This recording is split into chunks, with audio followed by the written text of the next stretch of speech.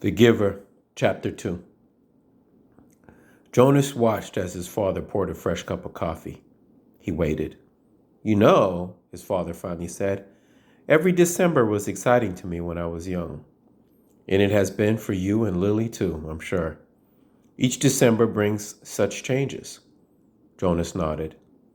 He could remember the Decembers back to when he had become, well, probably a 4. The earlier ones were lost to him. But he observed them each year, and he remembered Lily's earliest Decembers. He remembered when his family received Lily, the day she was named, the day that she had become a 1. The ceremony for the ones was always noisy and fun. Each December, all the new children born in the previous year turned 1 at a time. There were always 50 in each year's group. If none had been released, they had been brought to the stage by the nurturers who had cared for them since birth. Some were already walking, wobbly on their unsteady legs. Others were no more than a few days old, wrapped in blankets, held by their nurturers. I enjoy the naming, Jonah said. His mother agreed, smiling. The year we got Lily, we knew, of course, that we'd receive our female because we'd made our application and been approved. But I'd been wondering what her name would be. I could have sneaked a look at the list prior to the ceremony, Father confided. The committee always makes the list in advance, and it's right there in the office at the nurturing center. As a matter of fact, he went on, I feel a little guilty about this, but I did go in this afternoon and look to see if this year's naming list had been made yet. It was right there in the office, and I looked up number 36. That's the little guy I've been concerned about because it occurred to me that it might enhance his nurturing if I could call him by name. Just privately, of course, when no one else is around. Did you find it? Jonas asked. He was fascinated. It didn't seem a terribly important rule, but the fact that his father had broken a rule at all awed him. He glanced at his mother, the one responsible for adherence to the rules, and was relieved that she was smiling. His father nodded.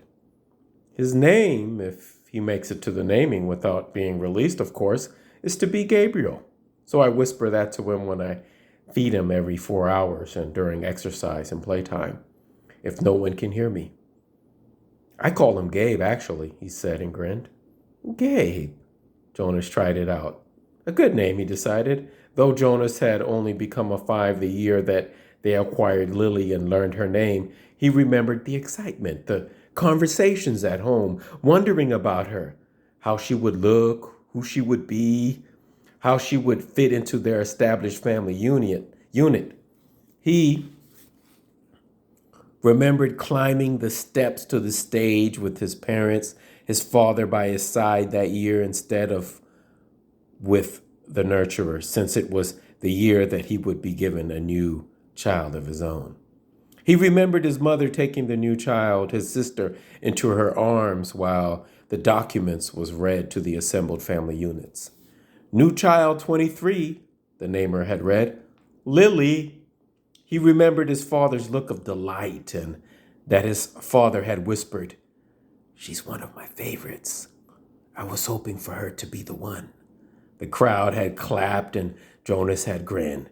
He liked his sister's name, Lily. Barely awake, had waved her small fist.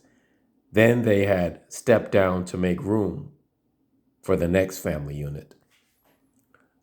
When I was an 11, his father said now, as you are, Jonas, I was very impatient, waiting for this ceremony of 12.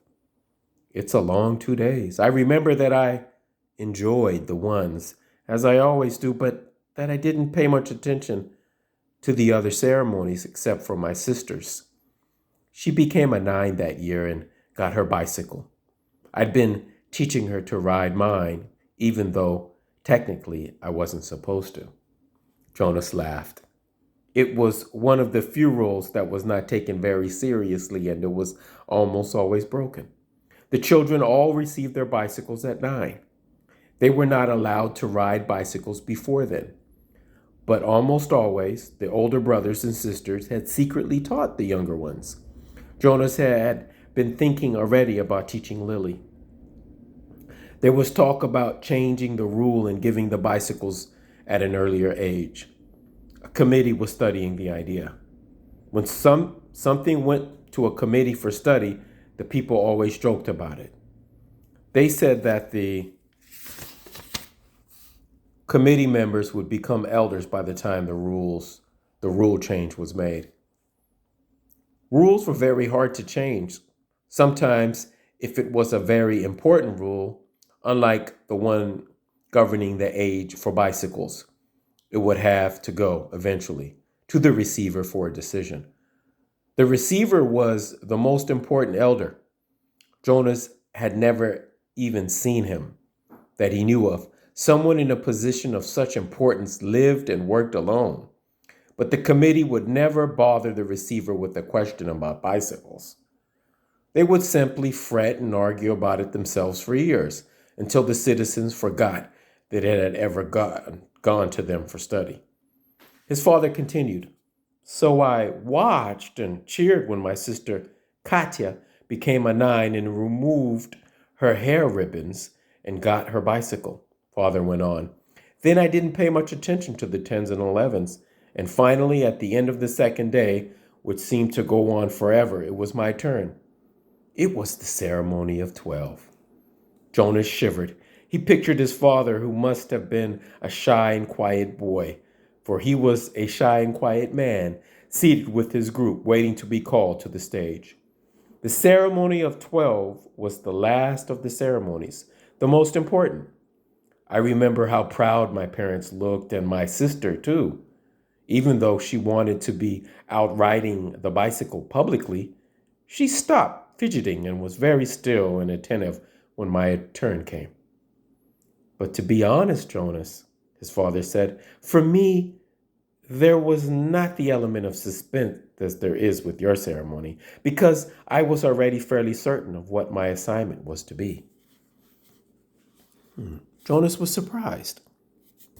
There was no way really to know in advance. It was a secret selection made by the leaders of the community, the committee of elders who took the responsibility so seriously that there were never even any jokes made about assignments.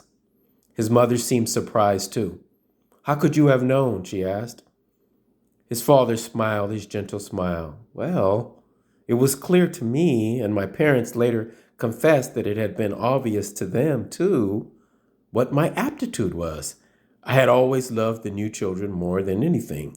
When my friends in my age group were holding bicycle races or building toy vehicles or bridges with their construction sets, or all the things I do with my friends," Jonas pointed out, and his mother nodded in agreement.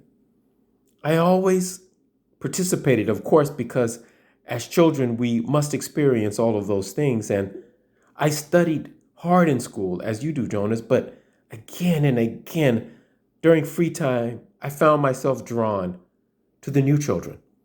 I spent almost all of my volunteer hours helping in the nurturing center. Of course, the elders knew that from their observation." Jonas nodded. During the past year, he had been aware of the increasing level of observation. In school, at recreation time, and during volunteer hours, he had noticed the elders watching him and the other 11s. He had seen them taking notes. He knew, too, that the elders were meeting for long hours with all of the instructors that he and the other 11s had had during their years of school. So I expected it, and I was pleased, but not at all surprised when my assignment was announced as nurturer, Father explained. "Did everyone applaud even though they weren't surprised?" Jonas asked. "Oh, of course. They were happy for me that my assignment was what I wanted most. I felt very fortunate," his father smiled. "Were any of the 11s disappointed your year?" Jonas asked. Unlike his father, he had no idea what his assignment would be. but he knew that some would disappoint him. Though he respected his father's work, nurture would not be his wish, and he didn't envy laborers at all. His father thought, no, I didn't think so. Of course, the elders are so careful in their observations and selections.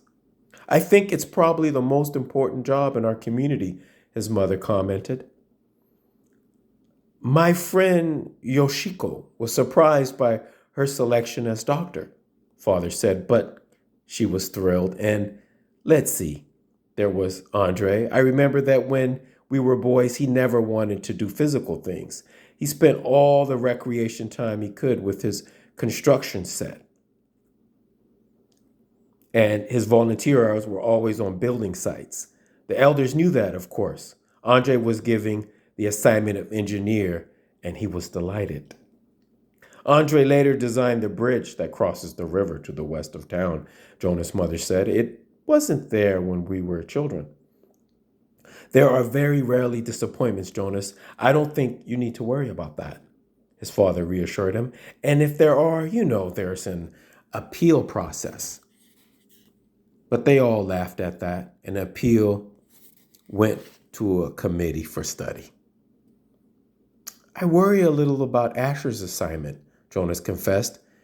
Asher's such fun, but he doesn't really have any serious interest. He makes a game out of everything. His father chuckled.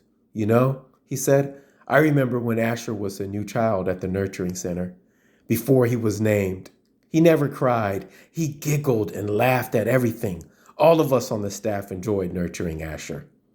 The elders know Asher, his mother said. They'll find exactly the right assignment for him. I don't think you need to worry about him.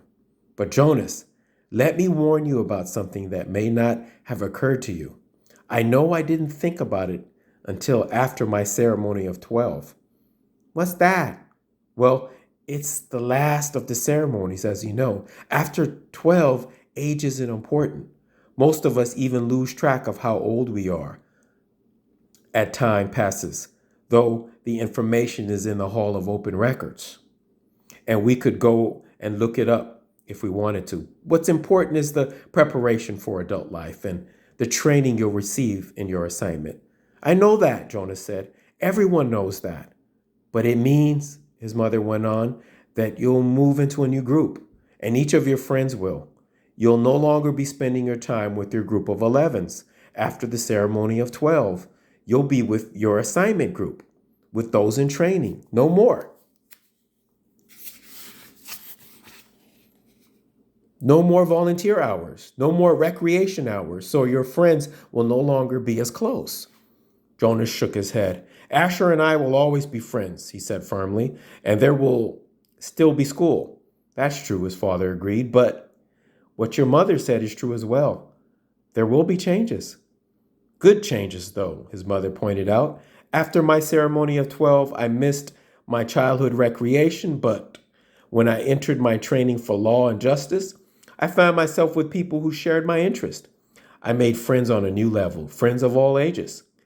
Did you still play at all after 12, Jonas asked. Occasionally, his mother replied, but it didn't seem as important to me. I did, his father said, laughing. I still do. Every day at the nurturing center, I play bounce on the knee and peekaboo and hug the teddy. He reached over and stroked Jonas's neatly trimmed hair. Fun doesn't end when you become 12. Lily appeared wearing her night clothes in the doorway. She gave an impatient sigh. This is certainly a very long private conversation, she said, and there are certain people waiting for their comfort object. Lily, her mother said fondly, you're very close to being an 8, and when you're an 8, your comfort object will be taken away. It will be recycled to the younger children. You should be starting to go off to sleep without it.